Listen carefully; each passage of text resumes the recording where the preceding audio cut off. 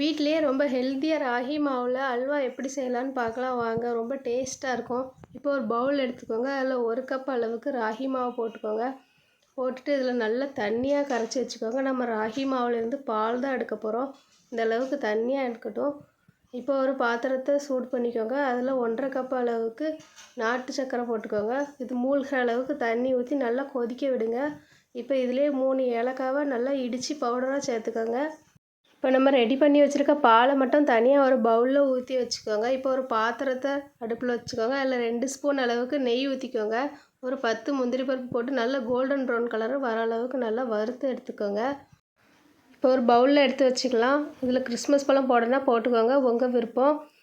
இப்போ இதுலேயே நம்ம வடிகட்டி வச்சுருக்கிற நாட்டு சர்க்கரை தண்ணியை ஊற்றி எடுத்து வச்சுருக்கிற ராகி பாலை ஊற்றி நல்லா கலக்கிக்கோங்க. இப்போ தான் நம்ம கைவிடாமல் நல்லா கலக்கணும். ஒரு 5 நிமிஷத்துலேயே நல்லா கட்டியாக ஆயிரும். இந்தளவுக்கு நல்லா கலந்து விட்டுக்கிட்டே இருங்க. கைவிடாமல் கிண்டுங்க, இல்லைன்னா அடி பிடிச்சிரும். இப்போ ஒரு 5 நிமிஷத்தில் இந்த மாதிரி மாறி இருக்கும் கட்டியாக. இன்னும் ஒரு 5 நிமிஷம் கழித்து இன்னும் கட்டியாயிரும். இந்த பதத்தில் கொஞ்சம் கொஞ்சமாக நெய் ஊற்றிக்கோங்க. நான் 100 மில்லி அளவுக்கு நெய் எடுத்திருக்கேன்.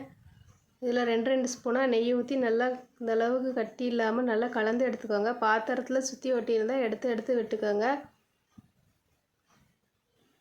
இப்போ இந்த அளவுக்கு வந்தோடனே நம்ம வறுத்து வச்சுருக்க முந்திரி பருப்பை போட்டுக்கிடலாம். 2 ஸ்பூன் அளவுக்கு நெய் ஊற்றி நல்லா கலந்து விட்டுக்கோங்க. பாத்திரத்தில் ஒட்டாமல் வரும். இதுதான் பாதம். இப்போ வந்தோடனே ஆஃப் பண்ணிக்கோங்க. இதை ஒரு 1 ஹவர் ஆற வச்சுக்கோங்க. அப்போ தான் அதோட டேஸ்ட் நல்லாயிருக்கும். இதே மாதிரி குழந்தைகள் செஞ்சு கொடுங்க. ஹெல்த்தியாக இருக்கும், சூப்பராக இருக்கும். இந்த வீடியோ பிடிச்சிருந்தால் லைக் பண்ணுங்கள், ஷேர் பண்ணுங்கள், சப்ஸ்கிரைப் பண்ணுங்கள், பெல் ஐக்கானை கிளிக் பண்ணுங்கள்.